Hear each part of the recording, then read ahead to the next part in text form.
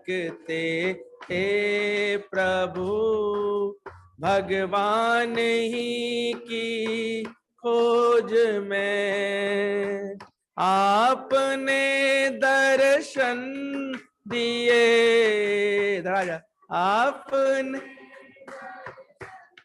दिए, पुकार है प्रभु आपका, है बड़ा एहसान दाता हम सभी पर आपका, है बड़ा एहसान दाता हम सभी पर आपका।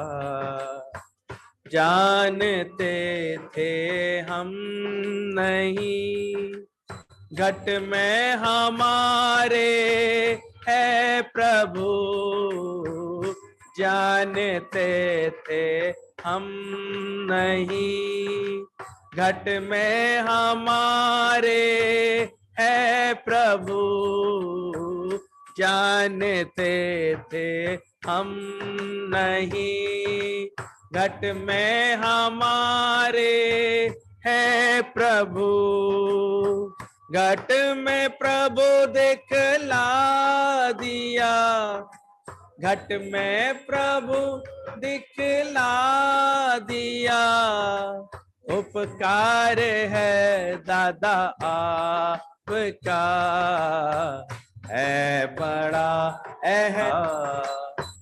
है बड़ा एहसान दादा हम सभी पर आपका, ज्ञान आत्म का दिया हम देह में आसक्त थे, ज्ञान आत्म का न था पर देह में आसक्त थे, ज्ञान आत्म का दिया, ज्ञान आत्म का दिया, उपकार है गुरु आपका, है बड़ा एहसान दाता हम सभी पर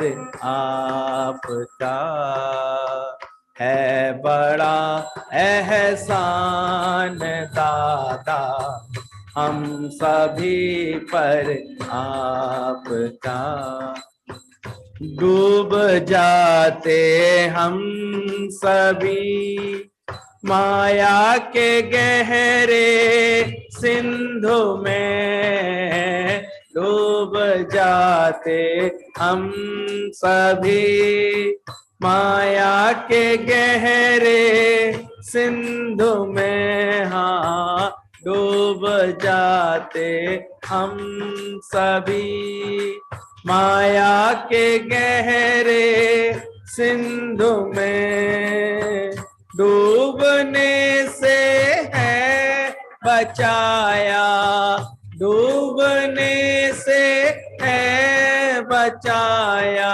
उपकार है दादा आपका, है बड़ा एहसान दाता हम सभी पर आपका, है बड़ा एहसान दाता हम सभी पर आपका। हम सब, लेकिन जीना क्या होता है ये किसने सिखाया? जीवन में भी जीवन किसने डाला? ये गुरु ने डाला है।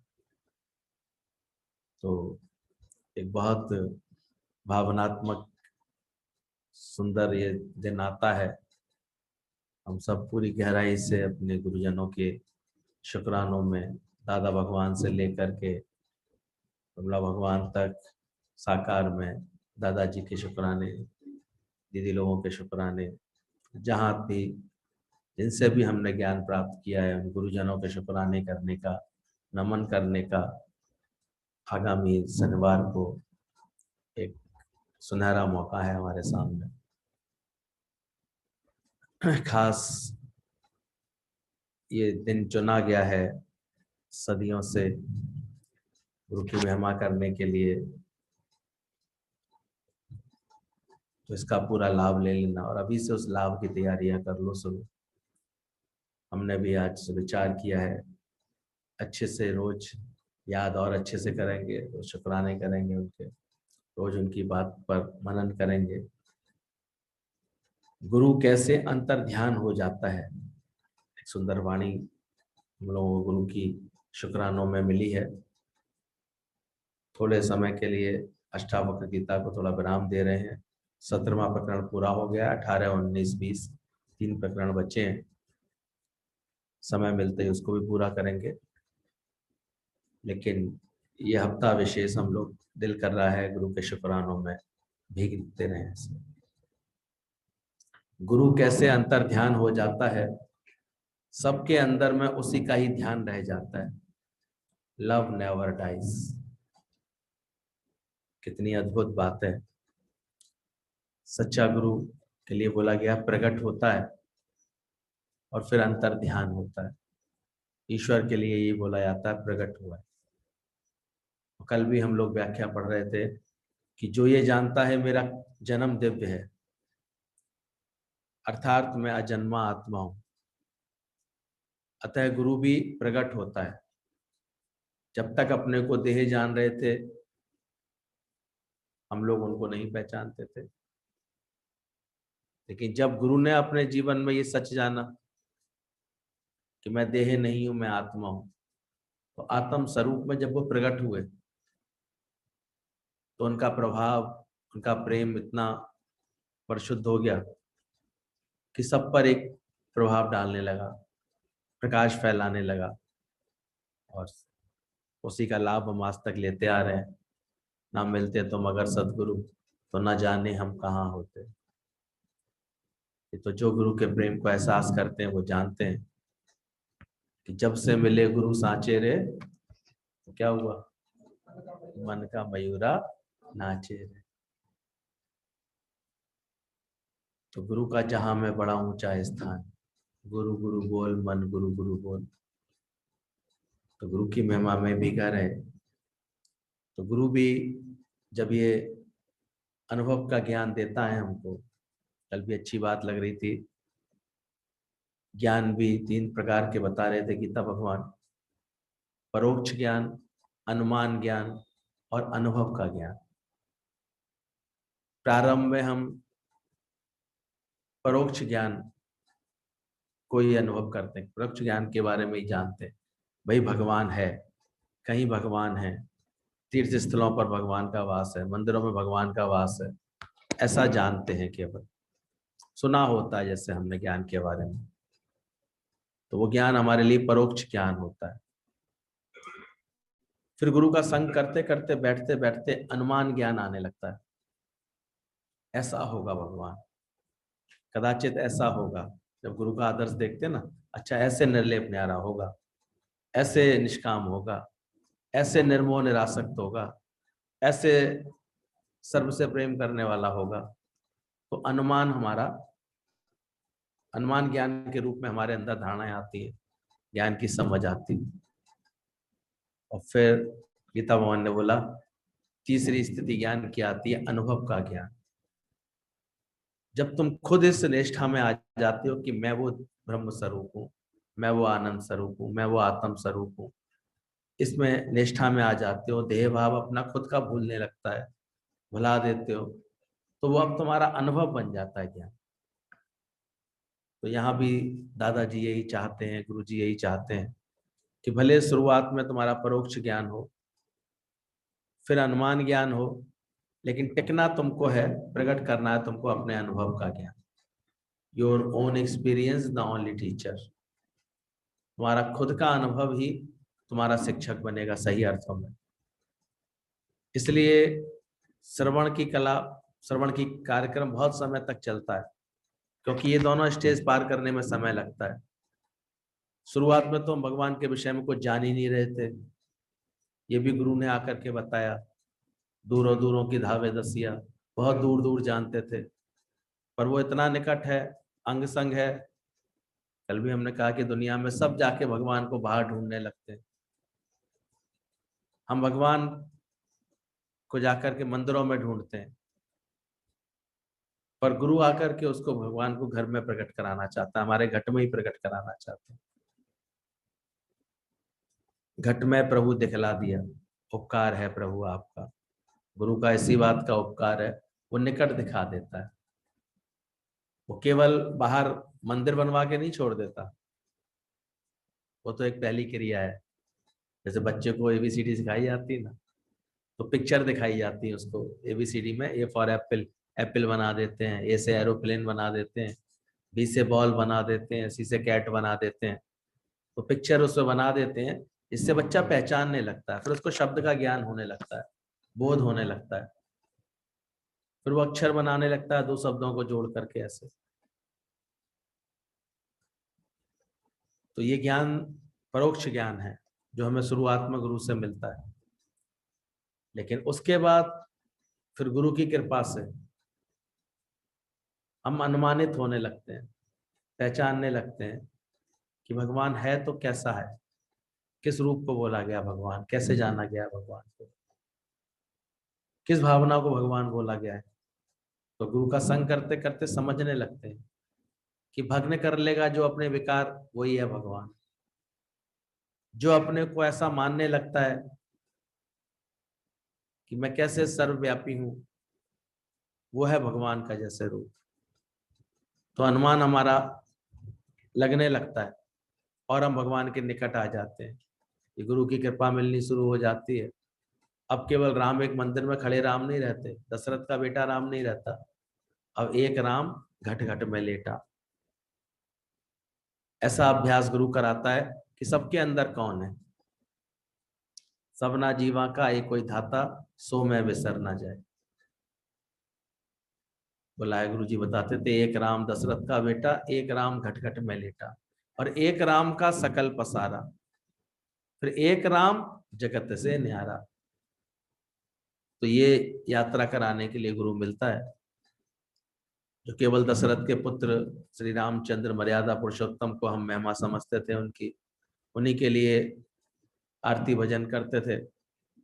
लेकिन ऐसा गुरु ज्ञान सुनाता है कि धीरे धीरे बोध रूप में आता है। घट में प्रभु दिखला दिया, घट में ही राम। पूरा आराम कब आएगा? आ राम, जब मेरे अंदर राम आएगा तब मुझे पूरा आराम आएगा, इससे पहले नहीं आता है। अगर किसी भी तरह की इजीनेस नहीं है, टेंशन है, परेशानी है, उलझन है, चिंताएं हैं, फिक्र है, दुख है, अवसाद है तरह तरह के, तो इसका मतलब अभी राम नहीं है तुम्हारे पास। तभी बोला एक राम कृपा होती है, एक काम कृपा होती है। जब गुरु की दृष्टि सीधी होती है, परमात्मा की दृष्टि सीधी होती है, तो हमारे जीवन में राम सुख आता है, राम प्रकट होता है। और जब तक कामनाएं पड़ी होती हैं अंदर में, परमात्मा भूले रहते हैं, तो वो काम सुख बन जाता है, वो हमको जगत में भटकाता रहता है। तो गुरु का और कोई काम नहीं है, वो हमारे अंदर में सर्व न्यारे, निर्लेप न्यारे निष्काम स्वरूप को प्रकट करा के, अनुभव करा करके, वो राम हमारे ही जीवन में प्रकट करता है। अब पाया विश्राम, फिर वो ठहर जाता है, व्यक्ति अपने अंदर में शांत हो जाता है। तो गुरु कैसे अंतर ध्यान हो जाता है। आज हम कौन से गुरु को याद कर रहे हैं, सोचो, अंतर ध्यान है ना। कोई ना समझ ही बोलेगा कि अब तो गुरु जी नहीं रहे। जो भी हमारे सच से मिला हुआ है, जानता है, वो तो कहेगा सच में इनका गुरु तो हमेशा प्रकट है। कोई जगह ना उससे खाली है, वो व्यापक डाली डाली है। बल्कि हम सबने यही महसूस किया कि भले एक बार साकार में फिर भी सीमित था वो, निराकार होने के बाद तो वो गुरु असीमित हो गया, फैल गया। और उस घटना के हम लोग साक्षी बने थे। हल्की हल्की फुहार में ऐसा लग रहा था जैसे गुरु जी पूरी सृष्टि में बिखेर रहे हैं। 23 अगस्त का दिन था, साकार से निराकार होने की प्रक्रिया थी उनकी। शरीर अंतर ध्यान हो रहा था, और हम सबके घट में जैसे प्रकट हो रहे थे, वो अपनी कृपा बरसा रहे थे। तो ऐसा ही सच्चे भगत जानते हैं कि अगर मेरा प्रभु प्रकट हुआ है तो फिर जाएगा नहीं, अंतर ध्यान होगा। बारिश आती है तो जा नहीं सकती लौट करके, कोई ऐसा प्रोसेस नहीं है, वो बस जाती है, सब सारी धरती उसको शोषित कर लेती है। तो ऐसे ही गुरु के लिए बोला है, गुरु भी जाता नहीं। आज भी दादाजी हैं, आज भी गीता भगवान है, आज भी विमला भगवान है, आज भी अनेक रूपों में अपना कार्य कर रहे हैं। अभी श्याम दादाजी को तो पूरा दादाजी का ही रूप माना गया है। ऐसे लगता है कि कोई इतना अच्छे से कैच कर ले अपने गुरु को तो गुरु करे आप सम्मान। गुरु कदाचित उसको अपना ही रूप दे देता है, अपना ही अक्ष दे देता है। जब भी दादाजी के निकट बैठो तो वही आत्मा का ज्ञान, आत्मा की बात, वही इतना निष्काम प्रेम, ऐसे झूमते हुए प्रेमी मंडल हमेशा उनके इर्द गिर्द मिलते हैं। ऐसा वातावरण, अभी झूम मीटिंग्स में भी वो झुमाते रहते हैं सबको, ऐसे ऐसा सच मिल जाता है सबको। सच मुझको मिल गया है सतगुरु तेरी गली में। तो ध्यान रखना, गुरु अंतर ध्यान होता है, सबके अंदर में उसी का ही ध्यान रह जाता है। लव नेवर डाइज, प्रेम कभी मरता नहीं। अगर प्रेम सच्चा होगा ना तो कभी मर नहीं सकता है, मिट नहीं सकता है, वो भूलता नहीं है। देखा गया दुनिया का प्रेम तो धीरे धीरे छीन पड़ जाता है, तो कहीं ना कहीं उसमें स्वार्थ था, कोई संबंध था, ऐसे कोई चाहनाओं का लेन देन था आपस में। तो देखो हमने देखा है बहुत से, जब समय गुजर जाता है ना तो धीरे धीरे जैसे उसकी याद क्षीण हो जाती है, भूल जाता है, मिट जाता है, अंदर में उसका अक्स भी मिट जाता है। धीरे धीरे हमने देखा है, फिर आगे बाल बच्चों में, फिर बच्चों के बच्चे होने में इतना गुम हो जाते हैं कि अक्सर जो प्राणी जिस साथ छोड़ गया है वो भूलने लगता है। लेकिन अगर प्रेम होता है सच्चा तो वो भूलता नहीं, वो विकास करता है। आज गुरु का प्रेम वो सच्चे प्रेम के रूप में हमको मिला, जो विकास करता है हमारे जीवन में। अतः लव नेवर डाइज, प्रेम हमेशा बढ़ता है, प्रेम कभी मरता नहीं। इसलिए ब्रह्मज्ञानी निष्काम प्रेम के रूप में हर एक के हृदय में आच्छादित रहता है।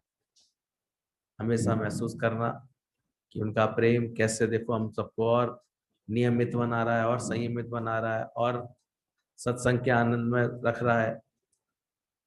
नित्य नित्य जैसे जो अभ्यास उन्होंने दिया वो चलता रहता है, तो कितना शुक्राना उनका करें। पहचानना इस बात को। आज कुछ बातों का जिक्र करेंगे जो गुरु की कृपा से हम अपने जीवन में प्राप्त करते हैं। पहले पहले गुरु का शुक्राना, क्योंकि आसान नहीं था ये सब कर पाना। ये छोटे छोटे व्यवहारिक आध्यात्मिक गुण अपने जीवन में लाना आसान नहीं था, जिनका पता गुरु की कृपा से पता लगा, गुरु की मेहर, गुरु की वजह से हमको। और फिर जब उनको अपने अपनाया, अपनाने में भी गुरु ने ही पूरा सहयोग दिया, और उसका लाभ कितना मिलता है। तो आसान नहीं था ये सब करना। बस ये याद रहे कि गुरु के प्रेम में सब हो जाएगा। यहाँ पर जो परिवर्तन है ये आसान नहीं है। जो पूरा हम लोग देखते हैं क्रांतिकारी परिवर्तन हो जाता है व्यक्ति के स्वभाव में, संस्कारों में, कि कुछ समय अगर वो ज्ञान का साथ निभा ले, गुरु से सच्चा प्रेम निभा ले, अंदर से समर्पित हो जाए ना, तो जरूर एक दिन उसके घर परिवार वाले कहते हैं ये क्या, तो बिल्कुल ही बदल गया, ये तो टोटल ट्रांसफॉर्म हो गए। कैसे बदल जाते। और वो बदलाव आसान नहीं थे, दुख भुला पाना आसान नहीं था। गीतावान के पास एक सत्संगी मिले उनको, बचपन में ही एक इसमें उनके हस्बैंड का शरीर शांत हो गया था, छोटा सा बेटी बच्चा छोड़ करके ऐसे। और कहते हैं उन्होंने बहुत अध्यात्म का चिंतन मनन किया। सुखमनी साहब पूरी कंठस्थ कर ली थी, डेली पाठ करते थे, संस्कारी थे, करते थे। लेकिन जब उनको गीता भगवान मिले, दादी बनवानी थी शायद, तो जब गीता भगवान उनको मिले, तो गीता भगवान जब उनको मिले तो गीता भगवान ने जैसे ही पूछा कैसी हैं दादी आप, उनका जब प्रेम मिला उनको, और तो एकदम से वो रोने लगे। बोले आपके क्या साथ क्या हुआ था।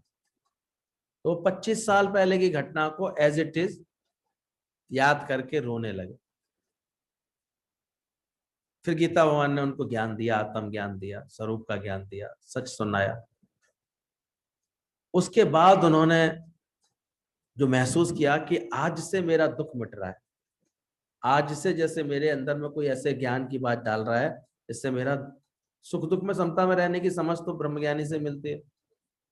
तो ये जैसे कोई ज्ञान ऐसा सुना है, अब वो बिल्कुल लगातार सुनते रहे, उस ज्ञान को समझते रहे। बाद में उनके मुख से निकलता रहता, सच, एकदम सच, यही सुखमनी साहब में, यही ग्रंथ साहब में लिखा है, यही बात तो वो बोलते थे, यही बात वो बोले। पहले मैं केवल रटती रहती थी लेकिन समझ कुछ नहीं पाती थी, लेकिन जब गुरु मिल गए सच्चे, गीता भगवान मिल गए, तब उनके दुखों को बिल्कुल साफ कर दिया। तो कोई कोई भगत इतने अच्छे से फिर अपना अनुभव सुनाते थे, वो सभी को कहते थे देखो मेरे वो 25 साल व्यर्थ गए गुरु के बिना, मेरा दुख नहीं मिटा, बिल्कुल नहीं, मेरा दुख वैसा का वैसे ही धरा रहा, बात वैसे की वैसे, लेकिन गुरु मिल गए तो मेरा दुख मिट गया। तो ये असंभव काम पूरा होता है, इसलिए हमारे यहाँ आंसू पहुंचने वाली प्रक्रिया नहीं है। गुरु कहता है मैं अपने ज्ञान से तुम्हारे आंसू हमेशा के लिए सुखा दूंगा, तुम्हारे अंदर इतनी शक्ति रख दूंगा, इतना विश्वास और प्रेम रख दूंगा ऐसे। तो बोला बस याद रहे कि गुरु के प्रेम में सब हो जाएगा। वैसे जीवन में इन बातों का अपनाना मुश्किल था। अब अपनी तुलना करो कि इन बातों को तुमने अपने जीवन में कितना अपनाया है। गुरु का ज्ञान आज्ञा मानना ही सबसे बड़ी सेवा है, आज्ञा सम नहीं साहेब सेवा। और शायद गुरु का अगर कोई इशारा समझता है तो पहली सेवा है जो नित्य प्रत अपने आप को सत्संग में रखता है।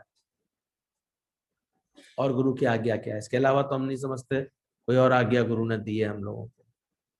नित्य नित्य सत्संगत में रखे। हमें तो किसी किसी के उस पर बड़ा अंदर से लगता है, देखो अभी तो प्यार था इसका सत्संग से, नित्य नित्य सत्संग आया था, अब इसको देखो कितनी मन मर्जी चल रही है इसकी, बेचारी मन के अधीन हो गया है, फिर इंद्रियां भी ऐसी अधीन हो गई हैं, ऐसी हो गई, नहीं कर पाता, नहीं निकल पाता। जबकि चाहेगा तो निकल सकता है, तो देखा इसको एक बार लगन लगती है। तभी गुरु जी कहते हैं लगन में तुम्हारा जो उद्धार हो जाएगा, तो तुम्हारे जीवन में लगन होगी, उमंग होगी, तो उसमें हो जाएगा। बाद में तुम ठंडे पड़ जाते हो, फिर नहीं उद्धार होता। इसलिए शुरू में ही जितना अधिक अपना उद्धार कर लो उतना अच्छा है। तो बोला कि गुरु की आज्ञा मानना ही सबसे बड़ी सेवा है। कहते हैं वो गुरु ने केवल इतना ही तो बोला था उसको कि जाके देखो बेटा तेज बारिश हो रही है, कहीं खेत को नुकसान नहीं हो रहा हो, जाके देखो कहीं। तो वो गया उपमन्यु, गुरु तो बात बोल करके रिलैक्स थे और सो गए। आज सुबह जब 3-4 बजे आंख खुली तो देखा उन्होंने शिष्यों में वो उपमन्यु दिखाई नहीं दे रहा था, सब सो रहे थे, बाकी वो नहीं था। उन्होंने कहा अरे वो कहाँ गया होगा, कहाँ पर होगा। स्मरण आया कि मैंने तो रात शाम को उसको बोला था कि चेक कर लेना। तो गुरु फिर सुबह ही सुबह निकले उसको ढूंढने के लिए, कहाँ रह गया वो, लौट के क्यों नहीं आया रात को। तो देखा वो मेड़ पर लेटा हुआ था, पानी झूरा झूर बरस रहा था और एक जगह से मेड़ कट गई थी और वहां वो ऐसे लेट गया था ताकि पानी खेत में अधिक नुकसान ना पहुंचाए, सैलाब ना बन जाए। तो गुरु ने देखा अरे तुम यहाँ कैसे। बोले वो गुरु जी मैं और कोई किसी तरह से युक्ति नहीं लगा पा रहा था, मिट्टी कहीं बांध नहीं सकता था इसको, इतना तेज पानी था, बंधता ही नहीं है मुझसे, तो मैंने स्वयं को लेटाल करके इस पानी को यहाँ से रोक लिया। गुरु ने देखा रात भर पानी में, ठंडे पानी भीगने से उसकी शरीर एकदम अकड़ गई थी, ऐसे उसको कष्ट था शरीर में बहुत, लेकिन उसने गुरु का दिल जीत लिया था। और गुरु की कृपा हो जाए, गुरु जब रीझ जाए तो फिर तो क्या नहीं हो जाता। तो आज तक उसको उपमन्यु शिष्य का नाम अमर है। हमें तो याद नहीं आता कोई ऐसा शिष्य जो आज्ञा नहीं मान रहा हो और उसने कोई भी प्रेम और ख्याति पाई हो गुरु की। ऐसा भी हो जाता है क्या कभी? शायद आप लोगों को ऐसा लगता हो। हम माने चाहे नहीं माने बात, हम अच्छे शिष्य तो कहला ही लेंगे, कहला पाएंगे? क्या लगता है, आपकी क्या राय है? कौन गुरु का अच्छा शिष्य कहलाया जाएगा? मनने की गति, जो बात मानता है, जो आज्ञा मानता है, आज्ञा मान के चलता है, उस पर अपने आप सहज कृपा बरसती है गुरु की। यहाँ पर और कुछ नहीं देखा जाता। आज्ञा सम नहीं साहेब सेवा, आज्ञा के समान साहब की, परमात्मा की और कोई सेवा नहीं। जो आज्ञा में चले बस हमारा मन उसके। आज क्यों लहड़े का नाम अमर हो गया? क्यों? नानक के बाद उसको सहज गुरियाई मिल गई, सारा कार्य उसको उसने अपने आप सहज संभाला। उसके बाद गुरु के पद पर, संपद पर बैठा भी। फिर उसके बाद गुरु नानक साहब के बाद 10 गुरु की बादशाही आई, उसमें दूसरा गुरु गुरु लहड़ा था, उसको ही बोला गया था। लेकिन था इतना आज्ञाकारी, इतना उसको आज्ञा पालन करने का शौक था। कहते थे एक बार गुरु और वो जा रहे थे, और भी शिष्य थे, एक सांप मचलता हुआ आगे रेंगता हुआ जा रहा था। गुरु ने एकदम से बोला, जरा इसको उठाना, सांप को पकड़ लेना। अब गुरु को तो कभी भी कोई ख्याल संकल्प आता था, वो उन्होंने बोला। सब लोग एकदम बबक के पीछे थे, गुरु जी सांप। वो गुरु की तरफ ही आ रहा था, तो लेकिन लेने को जैसे ही मिला, वो तो ऐसा तत्पर होता ना, कोई कोई शिष्य इतना, केवल आज्ञा सुनने भर की देर है उसको, तो बस तुरंत पालन होता है उससे। उसने तुरंत लपक करके वो सांप को पकड़ लिया, उठा लिया। अब जरूर उसका कसाब हुआ उसकी गर्दन पर थोड़ा, सांप तो तिल मिलाया, और लेकिन सामने नानक देव के दर्शन करके सांप शांत रहा। संतों का प्रभाव होता है, सांप भी अपना स्वभाव छोड़ दिया उसने। उसके बाद उसको देखा, दर्शन दे करके उसको बोला इसको अब छोड़ दो, तो साइड में कर दिया, उठा करके ऐसे बीच में आ रहा था, साइड में ऐसे चला गया। सांप उस वक्त तो चला गया, लेकिन अंदर ही अंदर लेने का बुरा मान गया। अच्छा, इसने इतने कस के मुझे पकड़ा, ये इतना ऐसे। कहते हैं वो सांप रात को फिर आया, लेने को ढूंढता हुआ। सांप में पहचानने की शक्ति अच्छी होती है, पहचान लेते। तो आया, आकर के उसने लेने के पास आकर के बैठ गया। आवाज से आंख खुली जब लेने की, तो उसने फुफकार के एकदम से लेने के हाथ पर काट भी लिया। ऐसे हाथ से पकड़ा था ना तूने, ऐसे काट लिया उसको। लेकिन लहड़ा बड़ा आश्चर्य में कि कोई प्रभाव नहीं पड़ा उसको, कोई दिक्कत नहीं हुई, किसी तरह का कोई जहर का प्रभाव नहीं दिखाई दिया। बड़ा हैरान। थोड़ी देर बाद प्रातः हो ही चुकी थी, उठ करके सीधे पहले गुरु जी के दर्शन करने जाता ही था, तुरंत गया गुरु के पास। गुरु जी आज तो चमत्कार हो गया, ये देखिए कैसा चमत्कार हो गया है। सांप ने मुझे काटा भी, ये देखो निशान देखिए, और लेकिन मेरे को कुछ भी नहीं असर हुआ। ये आपकी कितनी कृपा है मेरे ऊपर, कितना असर है, कितना आपके। तो सच शिष्य सच्चा होता है तो उसको हर बात में गुरु की कृपा ही नजर आती है, और होती भी गुरु की कृपा है। तभी उसकी निगाह नानक के हाथ पर गई। नानक जी का पूरा हाथ नीला पड़ा था। वो समझ गया कि अगर मैं आज्ञा पालन करता हूँ, अगर मैं समर्पित हूँ अपने गुरु को, तो अब मेरा सारा जहर किसने ले लिया, मेरे सारे दुख अब किसने उठा लिए। तो ये एक रिश्ता ऐसा होता है, भाव ऐसा होता है कि जब हम गुरु की आज्ञा मान लेते हैं तो इससे बड़ी कोई सेवा नहीं है। आज्ञा सम नहीं साहिब सेवा, साहिब की सेवा इससे बड़ी और कोई गुरु की सेवा नहीं होती है, आज्ञा पालन। तो अब हमको ये तुलना करनी चाहिए, जो बातें गुरु बता रहा है, क्या इन बातों में हमने अपने जीवन में कितना अपनाया। तो आसान नहीं था, इस टॉपिक का टाइटल ही है आसान नहीं है। तो पहला था आसान नहीं है मुस्कुराना। आज हम लोग जितनी प्रफुल्लता से आनंद से मुस्कुरा लेते हैं, क्या पहले आसान था? पहले खुश रह पाना, मुस्कुरा पाना, दुनिया में देखो कितना कठिन काम था हम सब के लिए। जब तक अज्ञान से भरे थे तो कितना मुश्किल हो गया था। अभी तो 4 मिलते ही क्या खिल जाते हैं, 64 खिल जाते हैं। समझ आ गई, एक अंदर का भाव ऐसा बन गया है। अंदर इतना, जैसे अब खाली है अंदर, इतना भाव से भरा हुआ, तो एकदम मुस्कुरा देता। और फिर सुनते सुनते सीख जाता है गुरु। तो यहाँ पर तो शुक्राना मुस्कुराना तो दादा भगवान का महामंत्र है, वो आ जाता है अंदर में। लेकिन कभी विचार भी करो, क्या आसान था ऐसे मुस्कुरा पाना? खुश रह पाना आसान था पहले? ये कब संभव हुआ? तो ये शुक्राने गाने की बात नहीं है क्या? तो आसान नहीं था। अज्ञानता में हर कोई चाहता है कि सामने वाला मुस्कुराए। पहले ऐसे का इंतजार करते रहते थे, ये तो मुस्कुराए, हम क्यों मुस्कुराए पहले, हम क्यों मुस्कुराए, हम मुस्कुराएंगे तो गलत तो नहीं समझेगा, ऐसे ऐसे धारणाएं रखते थे। तो अज्ञानता में हर कोई चाहता है कि सामने वाला मुस्कुराए और खुद शिकवे शिकायत से भरे रहते थे, इसलिए खुटेलेपन का एहसास रहता था। और चाहना तो ये रखते थे भाई मुस्कुरा के तो बात करो, मुंह तो सही रखो, अपना चेहरा सही बना के रखो। देखा कैसे बोल गई, देखा कैसे कह गई, ऐसे ऐसे परेशान होते रहते थे।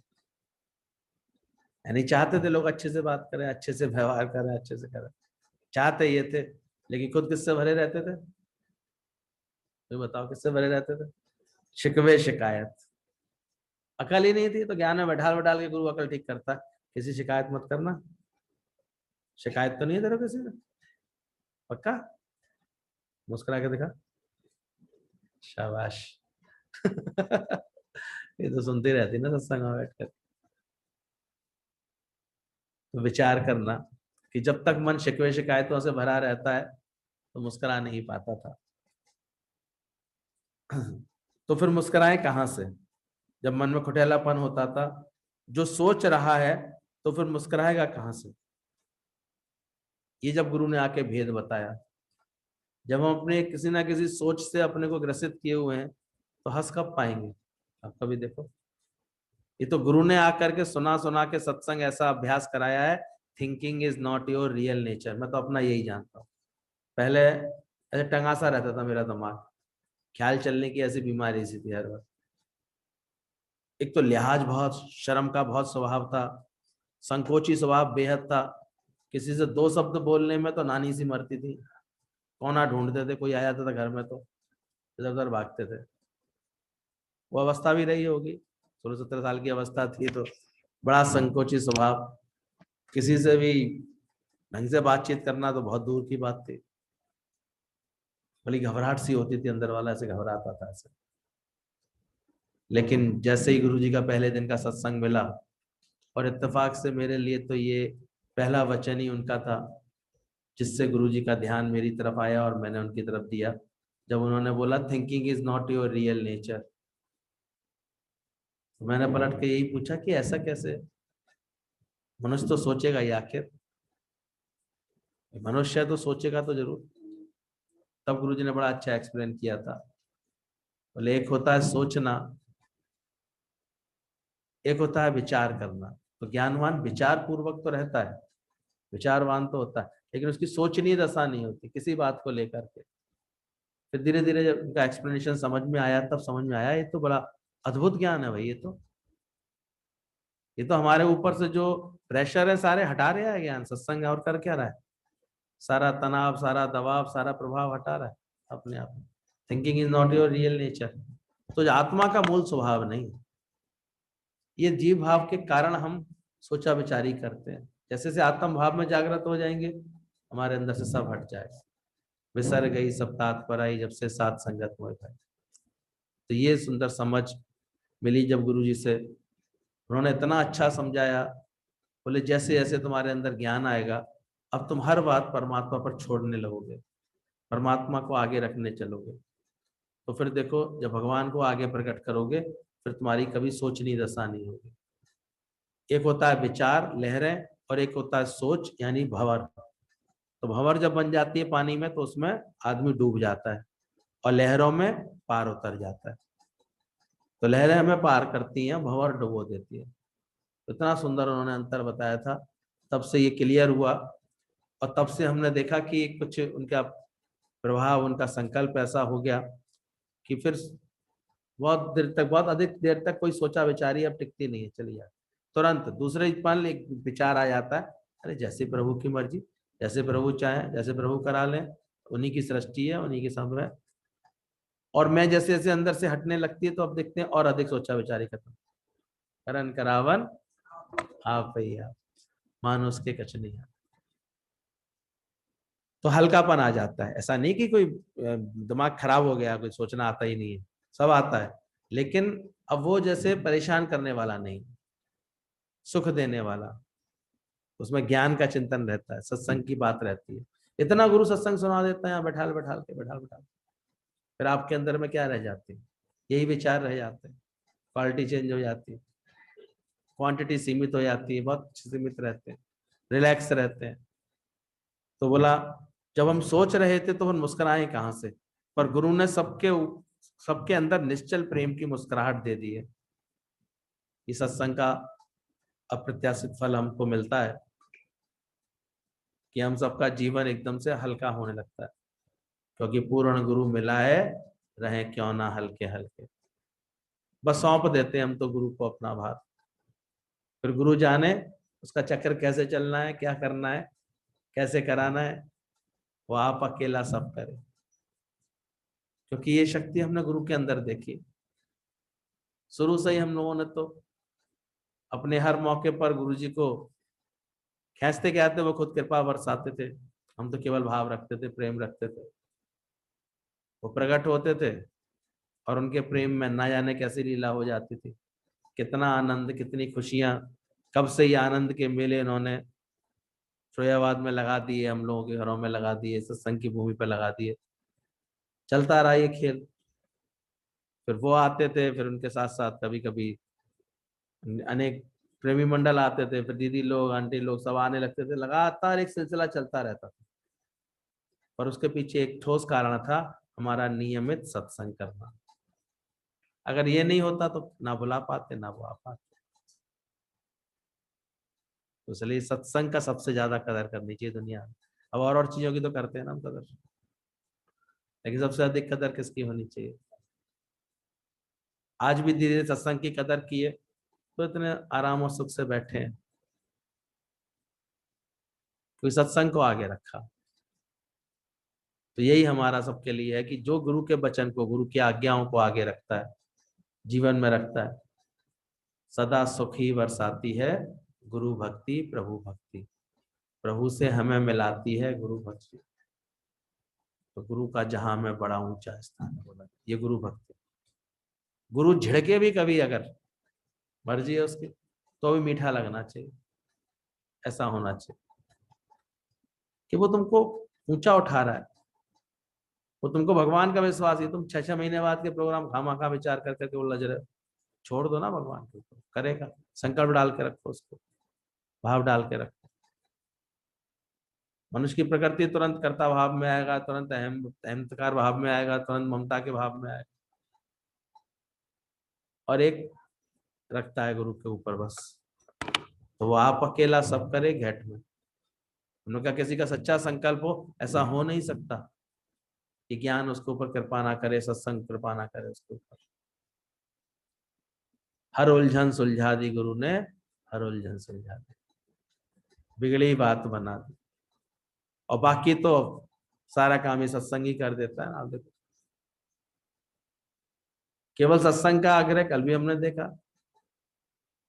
अभी भले वो कोरोना से इतना पीड़ित रही थी, शरीर में काफी कमजोरी थी, हाँ उनका भाव था, लेकिन सत्संग का भाव था, तो सत्संग के कारण इतनी रौनक हो गई। शादी, बेटे की शादी के लिए उनको भाव था, तो सत्संग कराया उन्होंने छोटा सा, थोड़े से लोगों को बुलाया गया था, लोग बैठे थे, थोड़े से लोग जाकर के 20-25 लोग, लेकिन उसमें ही हमने देखा उनका भाव इतना अच्छे से भगवान ने पूरा किया, इतने खुश हो गए, इतने सब आनंद में आ गए। तो भावना तेरी बलवान है, तो पल में खड़ा भगवान है। तो हमेशा सोचना कि सोच रहा है वो मुस्कुराएगा कहाँ से, पर गुरु ने सबके अंदर निश्चल प्रेम की मुस्कुराहट दी है। यहाँ पर दो ही तो यूनिफॉर्म है, सबने बनवा ली है कि नहीं बनवा ली? कौन कौन सी यूनिफॉर्म है यहाँ की? शुक्राना। और दुनिया में भी ऐसे हर कोई मुस्कुराता है, पर एक दिल से मुस्कुराहट निकले, जिसके अंदर से कोई रंज ना हो। तो हंसते सभी हैं दुनिया में। आज सुबह कोई मैं देख रहा था, दूसरों पर भी लोग हंस लेते हैं, अभी कोई गिर जाए तो वो सब हंस पड़ेंगे, अभी किसी किसी किसी की कोई ऐसे सिद्ध हो जाए कोई बात तो सब हंस पड़ेंगे। अपनी गलती पे भी हंस लेते हैं, मुंह छुपा लेते हैं थोड़ी देर के लिए। अच्छा जी हो गई मुझसे गलती तो ये हंस लेते हैं। पर ऐसा दिल, मुस्कुराहट अंदर से निकले, जी खुश तो जहान खुश। या हम लोगों की मुस्कुराहट प्रसन्नता कौन सी वाली है? जी खुश जहान खुश। पहले खुद ही अंदर में दुखी थे, परेशान थे, सारी दुनिया कैसे दिख रही थी? ये बड़ी दुखी है, देखो ये भी दुखी है, ये भी दुखी है। अब जी खुश हो गया है तो जहान भी खुश हो गया है। इसलिए गुरु ने आकर के प्रैक्टिस करा दी है। बोले हंसना भक्ति है। जब आप हंसते हैं तो समझ लो आपके जीवन में भक्ति का सुंदर परिणाम आ गया है, आप भक्ति में जुड़े हुए हैं। इसकी निशानी है कि अगर आप हंस पा रहे हैं। और हंसाना तो जैसे मुक्ति है।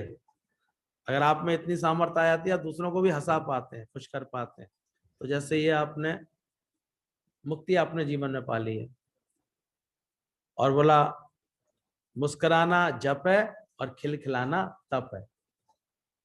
अगर आप मुस्कुरा पा रहे हैं तो एक तरह से तपस्या हो गई आपकी पूरी, तभी आप मुस्कुरा पाएंगे। तो यहाँ भी गुरु कब कब में हमारी मानसिक तपस्या करा देता है, तो हम मुस्कुराना अपने जीवन में ला पाते हैं।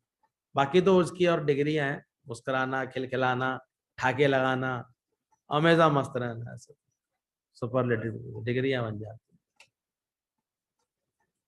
ये मुस्कुराना आसान नहीं था, पर गुरु की कृपा से आता है। ये तो दुनिया में तो बैठे बैठे यही गीत गा रहे थे, और गीत भी ऐसे ही बनाए जा रहे थे। तुम इतना जो मुस्कुरा रही हो, क्या गम है जिसको छुपा रही हो, बता दो। लेकिन यहाँ ये बातें लागू नहीं होती। अभी ऐसा तो नहीं कहना पड़ेगा। ध्यान रखना है, अंदर से खुशी रखना। जी खुश तो जहान खुश।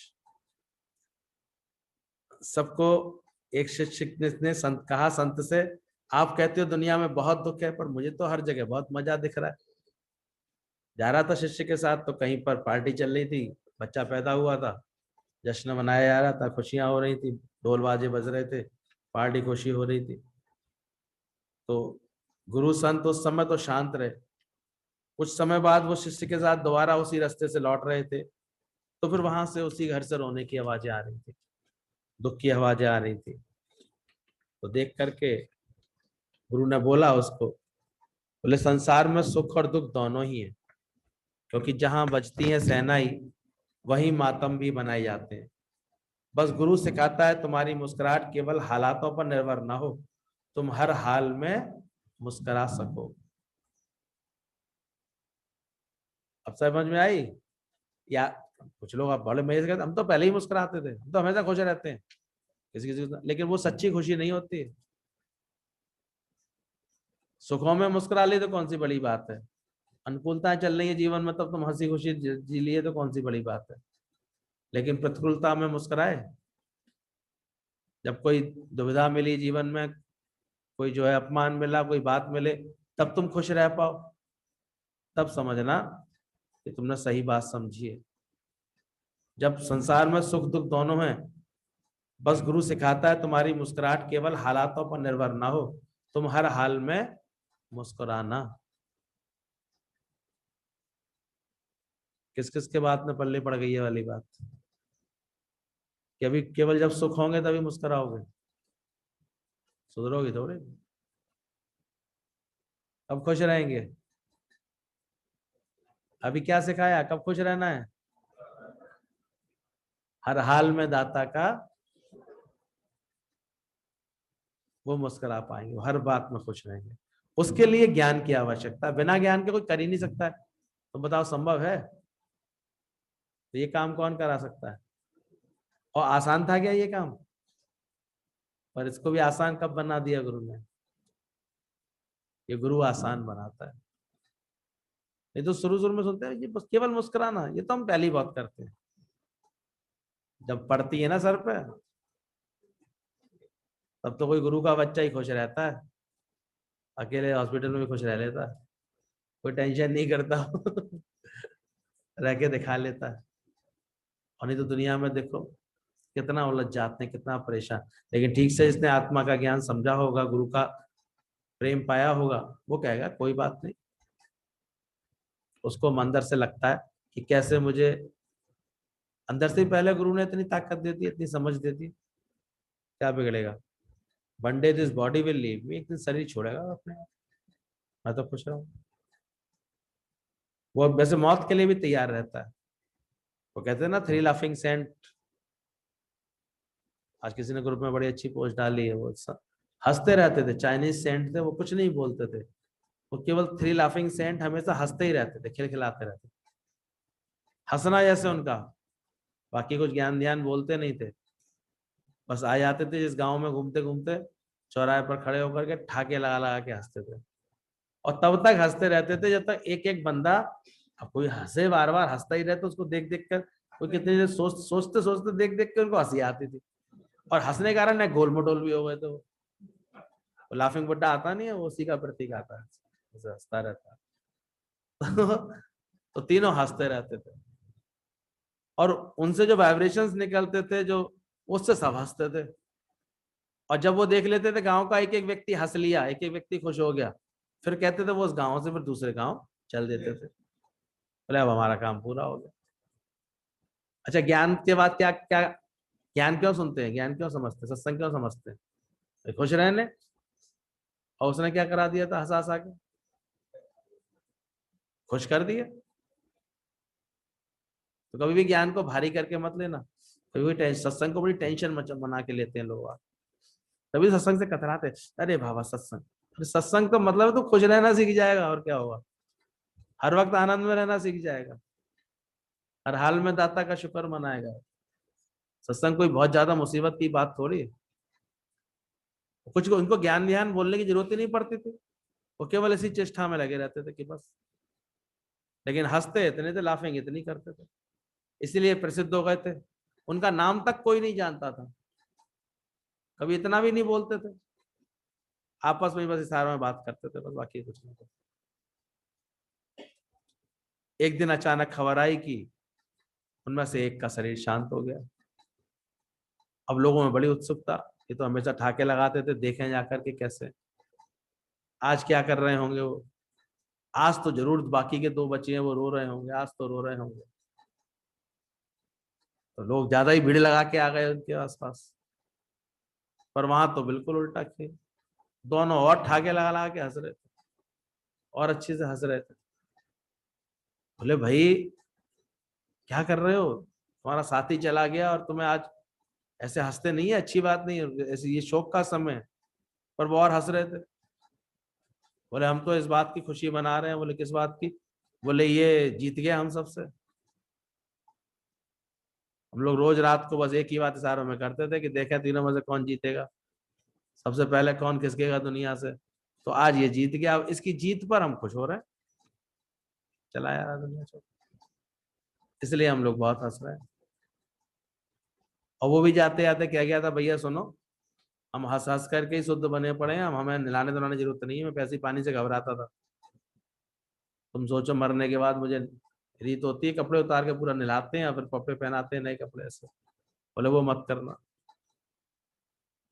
उसकी बात मानी गई, और उसकी जब चिता जली तो वो तो दोनों हंस ही रहे थे, उनको देखा देखी दो चार दस और भी हंस रहे थे। बाकी लोगों को, जिसको दुनिया में तो यही पढ़ा ना, दुख की घड़ी तो मुंह लटकाओ जल्दी से, कोई मर गया है कुछ हो गया है तो पहले मुंह लटकाओ, पहले दुखी होके दिखाओ, रो के दिखाओ, परेशान होके दिखाओ। सारी दुनिया यही जानती है, इसलिए वो केवल सुखों में हंसती है, दुखों में फिर रोती है।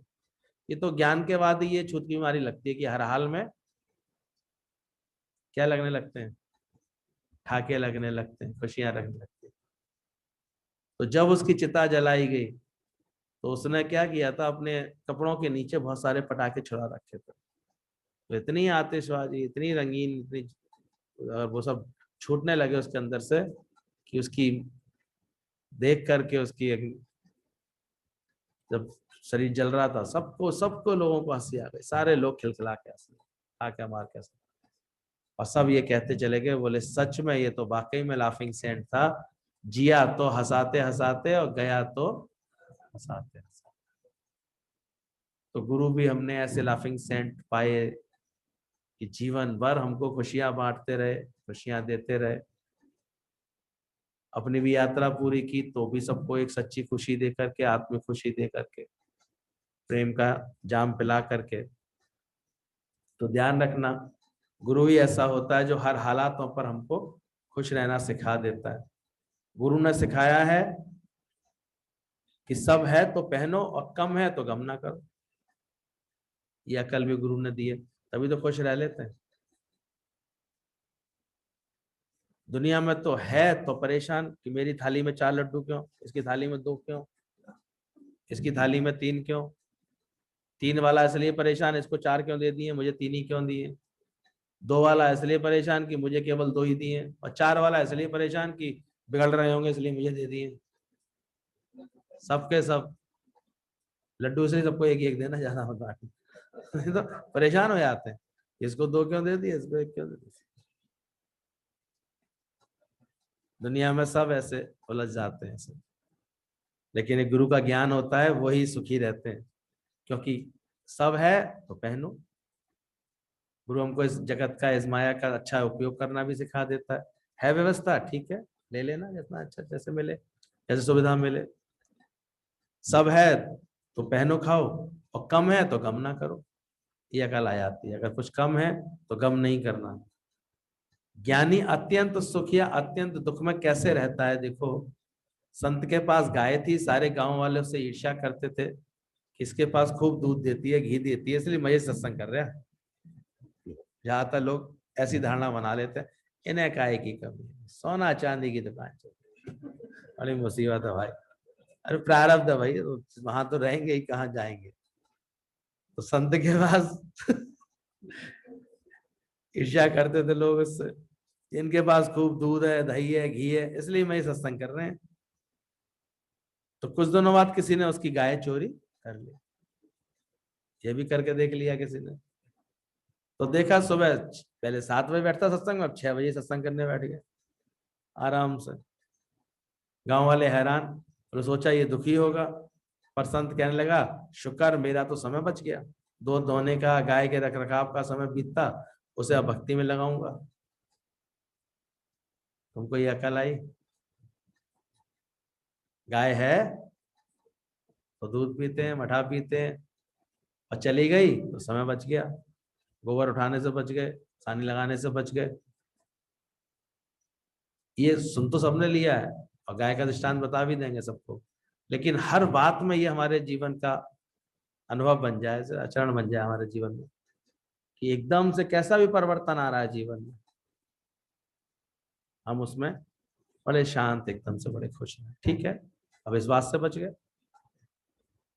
ऐसे छूट गए, ये भगवान ने रक्षा कर ली।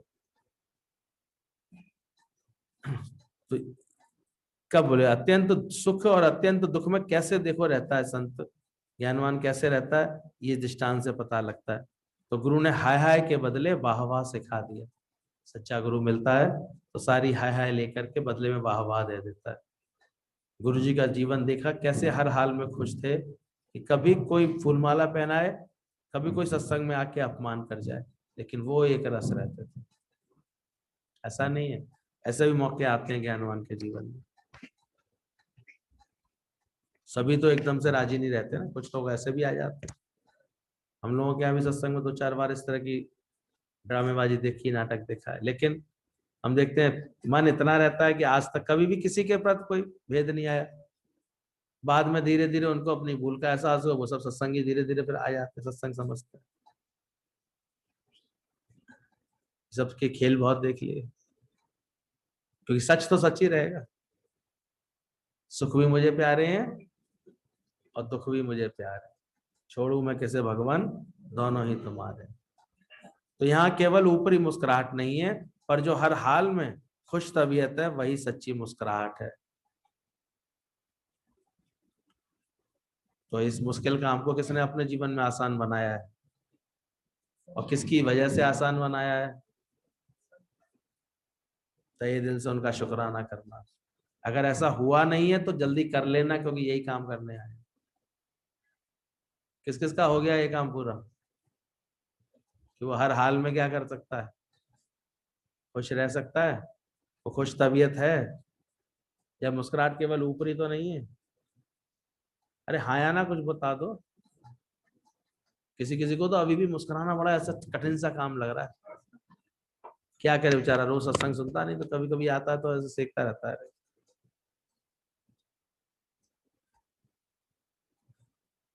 कितने तो बिल्कुल हम पहले के सत्संगी सारे पागल होते हैं, ऐसे धारणा बना के भी आ सकते हैं, कोई बड़ी बात नहीं, कोई बड़ी बात थोड़ी। लेकिन ये बहुत बड़ी बात होती है कि जब हमारा मन सुख में और दुख में दोनों में ही, अनुकूलता प्रतिकूलता दोनों में ही सहज आनंद में रहे, सहज खुशी में रहे। गुरु जी को देखा कैसे हर हाल में खुश रहे। एक बार 7 जून पर गुरु जी के साथ भीमताल में बैठे थे, तो गुरु जी सबके चेहरे की तरफ देखते हुए बोले कि ये सब मुस्कुराहट मेरे गीता भगवान की दी हुई है। वो क्षण हम लोगों को भी याद है, कैसे गुरु जी के मुख से ये वाक्य निकला था भीमताल में, और हम लोग सब ने इतनी करतल ध्वनि से उनकी गुरु भक्ति को नमन किया था। अपनी नहीं कही उन्होंने, किसकी मुस्कुराहट बोली, ये सब किसकी मुस्कुराहट है तुम सबके चेहरे पर? ये मेरे गीता भगवान की मुस्कुराहट। तो कहाँ दृष्टि होती, सोचो गुरु की कितनी ऊंची दृष्टि होती है, कैसे अपनी गुरु भक्ति में वो हमेशा ऊपर होता है। सच्चा गुरु कभी ये नहीं कहता मैंने दिया, गुरु कृपा से मिला, गुरु कृपा से। उसके मुख से गुरु कृपा, ईश्वर कृपा कभी भूलती नहीं। हालांकि पाया सब अपनी कृपा के बिना कोई कुछ नहीं पाता है, अपनी कृपा के द्वारा ही पाया जाता है। लेकिन मन कदाचित ये कभी ना भूले कि कृपा किसकी है, गुरु की कृपा है। तो ये सब मुस्कुराहट मेरे गीता भगवान की दी हुई है। लोग बाहर की शीतला माता की पूजा करते हैं। पता है क्यों करते हैं शीतला माता की पूजा? किया है कभी व्रत व्रत? बसौड़े पूजने वाले दिन कहते हैं, क्या कहते हैं? शीतला माता कब होती है? तो क्या करते हैं? हैं? खाना पीने का तो ध्यान है, पूजा में बता, पूजा में क्या करते हैं? ये व्रत उपवास ये सब तुम्हें खाने पीने के लिए ध्यान रहते हैं कि आज ये खाना है, कि आज ये नहीं खाना है, कि आज ये और ज्यादा खाना है। पूजा क्या है शीतला माता की, कोई ये तो बताओ। नहीं पता? किसी को नहीं पता? सदियों से करे आ रहे हो। देवी अंजना को तो पता ही हो, पता है। बस करे जा रहे हैं। कौन है शीतला माता?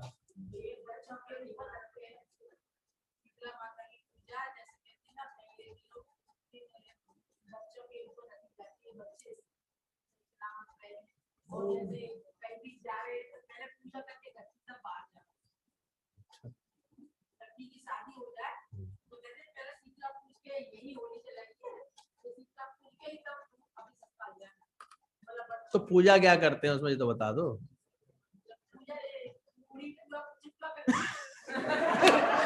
दादी पुड़ी बुआ पे आ गई। पूजा पूजा का जानते ही नहीं है लोग। ये तो दादा ने आगे क्लियर किया, पूजा माने पाजा। अगर हमने उन देवताओं जैसे लक्षण नहीं पाए हैं अपने जीवन में, तो पूजा कैसी, सोचो। अगर राम जैसा आनंद तुम्हारे जीवन में नहीं आए, जब घर में ऐसा सुंदर जैसे राम राज्य आ जाता है, ऐसा वातावरण ना बने, तो पूजा किस बात की?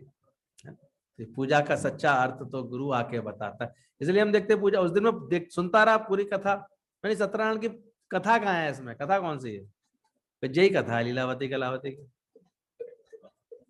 कि उसने प्रसाद नहीं खाया तो उसको ये हुआ। बाद में समझ में आया वो तो हमारे दादा नहीं कराई है। ये सत्यनारायण आ जाते हैं जब अंदर में, तो सत्यनारायण का ज्ञान आ जाता है, जब नारायण स्वरूप अंदर में प्रकट हो जाता है, जब हम सबके एक हाथ में शंख आ जाता है, एक हाथ में पद्म आ जाता है, चक्र आ जाती है, गदा आ जाती है, कि जब हम हर वक्त से ओम की ध्वनि निकालना शुरू कर देते हैं, अंदर खाली होगा तभी तो शंख बजता है। ज्ञान भी तब निकलता है जब अंदर से आप बातों से, कुंठाओं से, ख्यालों से खाली होंगे, तो ज्ञान अंदर से निकलेगा आपके। अभी जो लोगों को हम बहुत प्रेरित करते हैं फिर भी वो ज्ञान नहीं निकाल पाते, हम समझ जाते हैं अभी भरे हैं बेचारे किसी न किसी बात से। खाली हो जाएंगे तो ज्ञान निकलेगा सबके अंदर से। चक्र चलेगा, सुदर्शन चक्र इसका चलेगा, इसका दर्शन बड़ा सुंदर होने लगेगा। जिसकी कृपा से हम देखेंगे सारी माया अपने आप ही कटने लगेगी। सुदर्शन चक्र क्यों होता है? माया काटने के लिए होता है। तो वो नारायण का रूप है। जिसके हाथ में कमल आ जाएगा, जो जगत में रहते हुए भी निर्लेप न्यारा हो जाएगा। और जिसके एक हाथ में गदा होगी, जिससे वो सब विकारों को भगा सकता है, मार सकता है, हटा सकता है। तो इस स्वरूप को बोला गया सत्यनारायण का। और जब ये सब हमारे आचरण में आएंगे तब समझना सत्यनारायण भगवान की कथा पूरी हुई हमारी। इसलिए हम उसने पूजा की नहीं है।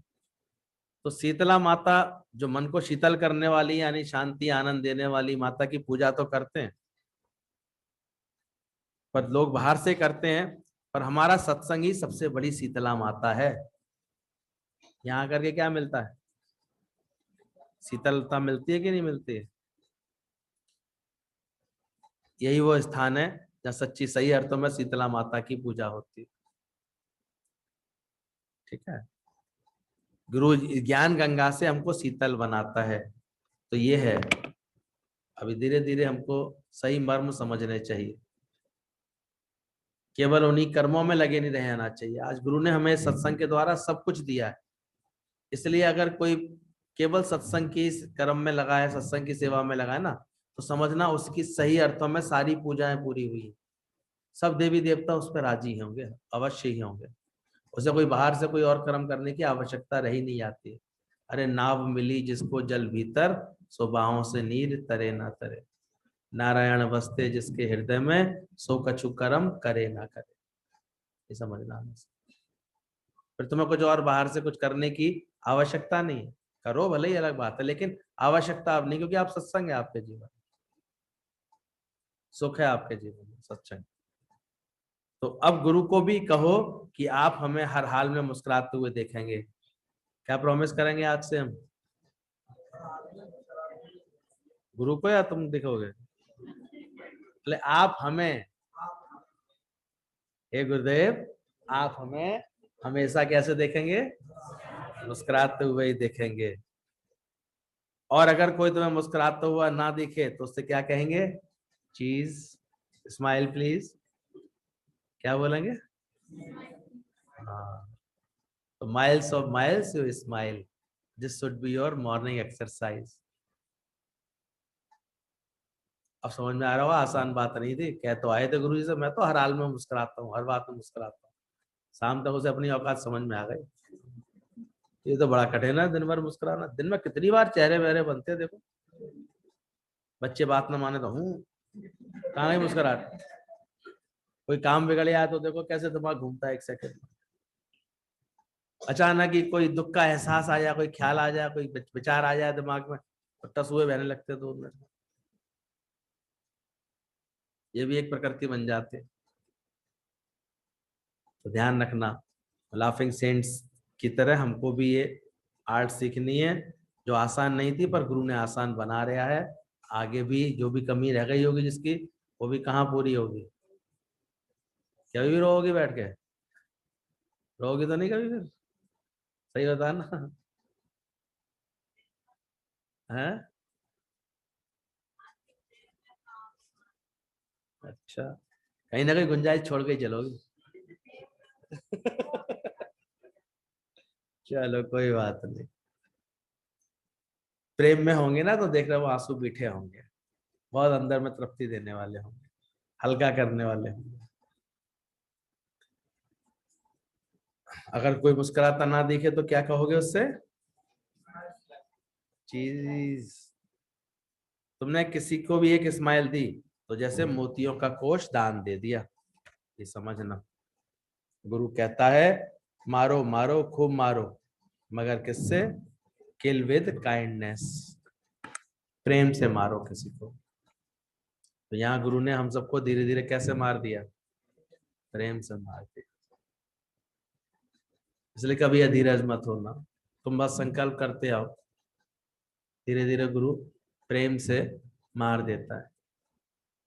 कभी कोई कारण आता है, बात आती है जीवन में, देखो अपने आप। इसलिए कभी भी किसी बात की कुंठा बना के मत बैठ, सब गुरु की कृपा है। हकीकत में कोई गुरु और ज्ञान का विरोध नहीं कर रहा होता, तुम ठीक से आचरण नहीं कर रहे हो तो उसका विरोध कर रहा होता है। और तुम्हें लगता है तो कोई हमारे गुरु का विरोध करते हैं, ऐसे करते हैं, सत्संग के लिए ऐसे कहते हैं। हकीकत में तुम्हारे आचरण अभी पूरी तरह ठीक नहीं हो रहे होते हैं। और जिस क्षण तुम्हारे होने लगते हैं उनको, क्योंकि वो सुख बरसाती है ना, वो प्रकृति बन जाती है। निष्कामी प्रकृति बनेगी तुम्हारी तो सबको क्या देगी? सुख देगी। अभी तो तुम जिद्दी बन गए हो, हठी बन गए हो, तो नहीं देगी प्रकृति सुख। से ध्यान रखना इस बात। जब सही तरह से पूरी विनम्रता होगी तुम्हारे आचरण में, पूरी अंदर में समझ होगी, तो देखो सुख पहुंचाएगी। अगर ऐसे सही समझ होगी अंदर में तो देखो कैसे, कितनी सुंदर। भले कैकेयी माता ने 14 वर्ष का वनवास दे दिया था, लेकिन राम के अंदर एक बार भी उनके लिए कोई दुर्भावना नहीं आई। और पक्की गारंटी थी राम को कि लक्ष्मण वो भरत मेरे पीछे आएगा ही आएगा मुझे मिलने के लिए। तभी तो उन्होंने भूमि से बोला था कि हे भूमि, तो ये जो कांटे हैं ना नीचे की तरफ झुका लेना, इधर कर लेना, वो मानेगा नहीं, आएगा जरूर मेरे पास। तो जिसके हृदय में प्रेम रहता है, सच्ची समझ होती है ना, उसे कभी किसी से कोई ऐसे नहीं लगता, कोई बुरा लगता ही नहीं। कोई बुरा नहीं है। अभी भी किसी को बुरा सिद्ध कर रही है तो खराब क्या है? तुम्हारा मन खराब है, हम ही नहीं चंगे, बुरा नहीं कोई। ध्यान रखना। तो आज जैसे ऐसी अक्लमंदी गुरु के आगे तो मत दिखाना कि ये ठीक नहीं है, ये खराब है। गुरु समझ जाता है। 3 उंगली इसकी तरफ मुड़ गई है, ऐसे दिख ही नहीं रही कम भगत को। एक इधर उठा रही है तो 3 किधर है? हाँ। तो गुरु के सब क्यों बने? कभी ध्यान देना। क्योंकि उन्होंने सबको सिर्फ प्यार दिया, सबको प्यार से मारा। किल विद काइंडनेस। वो कहते हैं ना, संत को, एक गांव के लोगों ने, जब एक संत आया उस गांव में, संत तो आकर के अपने भगवान की धुनी में बैठ गया। लोग उसके पास आते थे, बड़े दुखी रहते थे, बड़े परेशान। संत ने कहा क्या बात है, तुम लोग इतना परेशान क्यों? बोले यहाँ के साहूकार ने हमारा जीवना दूवर कर रखा है। उसने हमारे जीवन को इतना नरक बना दिया है, इतना कर्जा चढ़ा करा देता है, इतना ऐसे जबरदस्ती पैसे उससे लेने ही पड़ते हैं, छोड़ता कुछ है नहीं, फिर वसूलता रहता है। हमारी जमीनें उसके पास गिरवी रख गई हैं, जमीनें छीन लेता है, ऐसे कर लेता है। प्रधान भी वही बन जाता है हर बार अपने रुस्वे से, और जो है कोई सुधार करता नहीं है कुछ भी, सब पैसा खराब वो भी हजम कर जाता है। हम लोग बहुत दुखी हैं उससे, बहुत परेशान। संत ने कहा कोई बात नहीं, मैं उसको ना मार डालवा दूंगा। बोले हम क्या चाहते? बोले उसको बस वो मर जाए कैसे भी। बोले कोई बात, मैं मार दूंगा उसे। उन्हें बड़ा भरोसा हो गया, भाई संत ऐसे कह रहा है कि भाई चिंता मत करो, मैं उसको लौटवा दूंगा। तो वो बड़े, और थोड़ा सा उन्हें विश्वास जाग गया, वो बड़े प्रेम से सत्संग सुनने लगे संत का आकर के। एक दिन अचानक देखा गया तो गांव में हल्ला मच रहा था। पता लगा कि उस साहूकार की, जमींदार की गाड़ी जो है दलदल में फंसी हुई थी, और वो उसमें फंसा हुआ था। सबके सब घेरा बना करके खड़े हो गए थे टीले पर ऊपर, और वहीं से लोग हंस रहे थे, दुआ कर रहे थे, अब बहुत फंसा हुआ, अच्छा अब मर जाए आज, ये मर जाए। सब कह रहे थे देखो संत ने कही थी ना, दुआ दी थी, तो देखो आज ये मर रहा है। लेकिन देखा तो वही संत उठ करके एकदम से दौड़ा और जाकर के उसको, उसके रथ, उसकी गाड़ी को निकालने में मदद करने लगा। खुद दलदल में उतर गया और कोशिश करके उसको बचाने लगा। अब लोग बोले भी संत जी क्या कर रहे हो, आप ये उल्टा से बचा क्यों रहे हो, आपने तो बोला था। संत ने कहा धीरज रखो। पूरी कोशिश करके संत ने उसकी गाड़ी को बाहर निकाल दिया। जब बाहर आ गया, सुरक्षित हो गया, तो वो बड़ा घबरा गया था, मौत के भय से एकदम घबरा गया था। और सब लोगों की प्रतिक्रिया देख करके वो बड़ा अंदर से ऐसे हो गया था परेशान कि देखो कोई आज मुझे नहीं बचा रहा है। संत ने बड़े प्यार से पूछा, जानते हो आज कोई भी तुमको बचाने नहीं आया, मुझे बड़ा दुख हुआ। क्यों संत जी? बोले देखो हमारा ही व्यवहार तो ऐसा होता है, कोई बढ़कर के हमें प्रेम नहीं कर पा रहा, कोई बढ़कर के हमारे को सहयोग नहीं कर पा रहे, तो उसके पीछे कारण तो हमारा ही होता है, हमारा ही व्यवहार होता है। अज्ञानता में हम ये दोष जरूर लगाते रहते हैं दूसरे को, लेकिन होता हमारा ही। बोले आकाश, अगर तुमने प्रधान होकर के इस गांव के लिए भले का सोचा होता है, इन सबको प्रेम देने की सोची होती, इन सबको तुमने इन सबकी उन्नति के लिए सोचा होता, तो आज ये सब तुम्हारी मदद के लिए खड़े होते। संत के वचनों का ऐसा असर हुआ, वो हमेशा के लिए झुक गया, उसका अहंकार पैरों पे गिर गया। बोले मुझे अपनी भूल का आज एहसास हो गया, आगे से मैं ऐसे आचरण नहीं करूंगा। वो बदल गया। संत बड़े खुशी से बोलता, देख लो मार दिया, मैं कहता था ना मार दूंगा मैं। अब वो भी सब गांव वालों के साथ बहुत सहयोग के साथ रहता था, सब उसको भी प्रेम करने लगे, वो भी सबको प्रेम करता था, सबके हित की सोचता था। तो गुरु कैसे मारता है? किल विद काइंडनेस, तो प्रेम से मारता है। तो गुरु का प्रेम होता है हार्दिक प्रेम, बाकी सबका प्रेम ऊपर ऊपर का होता है। गुरु का प्रेम दिल तक छू जाता है। जैसे सूर्य तपिश भी देता है और प्रकाश से चंद्रमा शीतलता भी देता है, उससे सूरज से। ऐसे ही गुरु सूर्यवत भी है, ज्ञान अग्नि भी देता है और चंद्रमा की तरह शीतलता भी देता है। तो इस सत्संग से हमको ज्ञान रूपी सूर्य भी मिलता है, तो अंतःकरण में शीतलता भी मिलती है, शांति भी मिलती है, प्रेम भी मिलता है। तो गुरु सूर्यवत भी है और चंद्रमा के समान शीतलता भी देने वाला होता है। चंद्र सूरज दोनों ही गुरु के अंदर समाये रहते हैं। तो ऐसे गुरु के लाख लाख शुक्राने, वो ना मिलते तो क्या होता।